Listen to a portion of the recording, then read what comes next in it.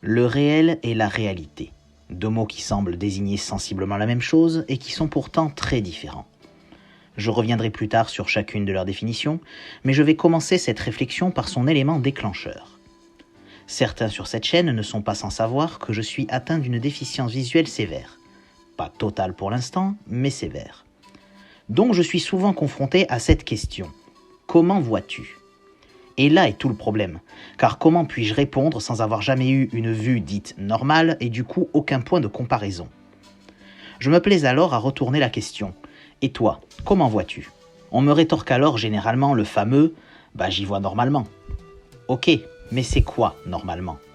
Bah je vois en détail. Mais ça veut dire quoi en détail ? Bah je vois avec netteté. Définis-moi netteté. Maintenant vous devriez comprendre le nœud du problème. Que puis-je répondre à part « je vois très mal ». C'est ça ma réalité. On peut prendre comme autre exemple celui des couleurs. On ne peut pas décrire une couleur. Une couleur, c'est une couleur. Il faut l'avoir déjà vue au moins une fois pour savoir de quoi on parle. Mais une couleur, c'est de la lumière captée par notre œil, soit une onde électromagnétique. Onde dont la longueur d'onde sera interprétée par notre cerveau comme étant une certaine couleur. Les couleurs n'existent donc que dans nos cerveaux. Du coup, qu'est-ce qui me dit que mon rouge, mon bleu et mon vert sont les mêmes que les vôtres ? Si ça se trouve, si je pouvais voir à travers vos yeux, je verrais un millier de perceptions différentes.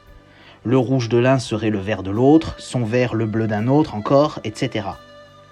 Une couleur est une convention. Du moment que l'on a établi que l'herbe est verte, le ciel est bleu et le sang est rouge, peu importe la perception de chacun. Voilà la différence fondamentale entre réel et réalité. Le réel, c'est ce qui existe autour de nous, en dehors de nous, indépendamment de nos perceptions. La réalité, c'est ce que nous percevons du réel, une image déformée et incomplète qui dépend de nos sens, de nos expériences et de notre pensée. Le réel persiste sans nous, là où la réalité ne prend forme qu'à travers notre propre existence. Le réel est objectif, la réalité, elle, est subjective. Or, nous n'avons pas tous la même sensibilité au son, aux odeurs, au goût, au toucher, à la douleur, à la température.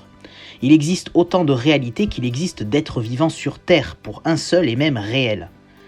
Car ici, je ne me cantonne qu'à nos perceptions humaines. Mais qu'en est-il de l'ensemble du monde vivant et des perceptions qui nous sont étrangères, inconnues ? Percevoir le champ magnétique terrestre, les champs électriques, les molécules volatiles dans l'air, les infrarouges, les infrasons, les ultrasons, les ultraviolets. La perception du temps également, qui diffère d'une espèce à l'autre et d'un individu à l'autre. Les exemples sont sans fin. Mais notre réalité ne dépend pas que de nos aptitudes sensorielles. Comme dit plus tôt, elle dépend aussi en grande partie de notre cerveau. Voyez les maladies mentales telles que la schizophrénie par exemple. Les personnes en étant atteintes perçoivent des éléments, des voix, des images que leur cerveau produit et ancre dans leur réalité. Pourtant, ces éléments n'existent que dans leur esprit et ne font pas partie du réel. Rappelons également que notre vécu modèle notre cerveau, donc nos perceptions et notre réalité. Nos opinions, les idéologies, les dogmes déforment notre perception du réel. Aussi, chacun voit sa propre réalité, qui ne sera par conséquent pas celle de son voisin. Ainsi, on peut ne pas percevoir quelque chose qui existe dans le réel et percevoir quelque chose qui n'existe pas dans le réel, ou tout simplement mal percevoir, ou encore mal interpréter nos perceptions. Nos sens sont infiniment limités et notre cerveau est très loin d'être infaillible. Les biais cognitifs sont légion et nous assaillent sans cesse, renforçant davantage à chaque instant l'écart entre réalité et réel.